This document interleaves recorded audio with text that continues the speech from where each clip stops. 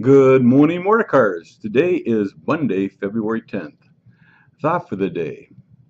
We've been talking and working on delivering a positive first impression and how it's extremely important in terms of our overall engagement strategy with our customers. We call it the first 3 minutes. Just as important, if not even more, is the last impression because that's what will leave the lasting impression. We call it the last 3 minutes. If we make sure that customers' last experience during the sales and service encounter is a positive one, an above average experience, an amazing experience, then the customer will self-reinforce that positive emotion on our behalf for a long time after the actual transaction. Maybe that positive reinforcement will express itself during the ride home when the customer thinks about how nice it was to have someone who smiled, who listened, who helped them the way we did during the last few moments of the counter the customer was with us.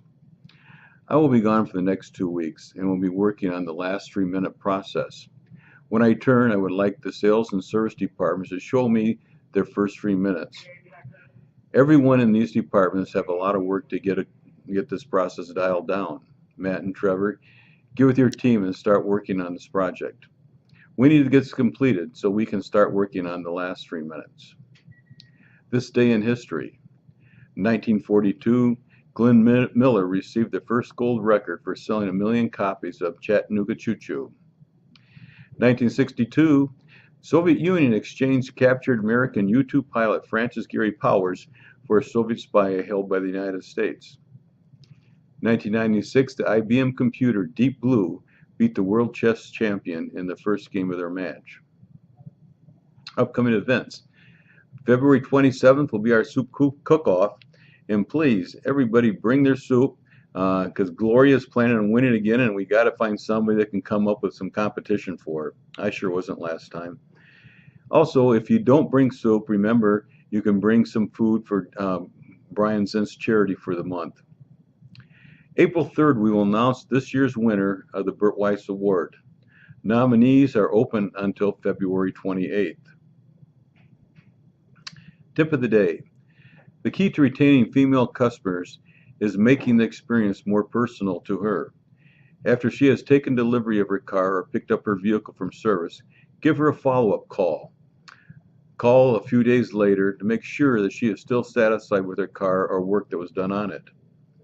Ask if she has any further questions and make sure you tell her she's always welcome to contact you personally if she needs anything else.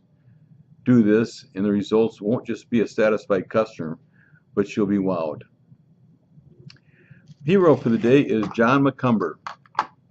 I got a great letter from John, and I tell you, I read this letter and it almost brought tears to my eye because you accomplished everything we wanted to do. Anyway, dear Mr. Guile, I'm making customers for life is truly a goal of your organization. You need to find more men like John McCumber. If first impressions count for anything, and they do, then John immediately struck me as a man of honesty and integrity, a gentleman and a gentleman. He took the time to show and test drive a Civic, CR-V, and Accord, even though our initial contact had been with another sales associate, and our purchase would be credited to that associate. A true team player. Long, short story. We purchased Accord. But get this. We bought an Accord from Motor Cars in 2002, a RAV4 from Motor Cars in 2006. But this is the first time there was a beautiful bouquet of flowers in the car when we came in to take delivery. We had mentioned that this was going to be Libby's Honda, a very thoughtful gesture that my wife loved. I believe that God directs our steps and that He brings us into contact with others for good reason. Does that hold true with buying and selling automobiles? Why wouldn't it? I want to thank John and wish him the best of success in everything he undertakes.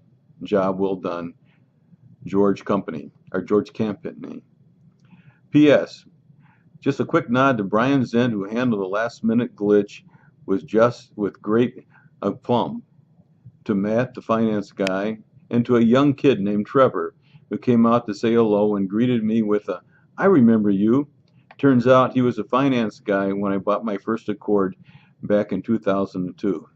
Thank you all. Hey, everybody, let's just have a great day. Thank you very much.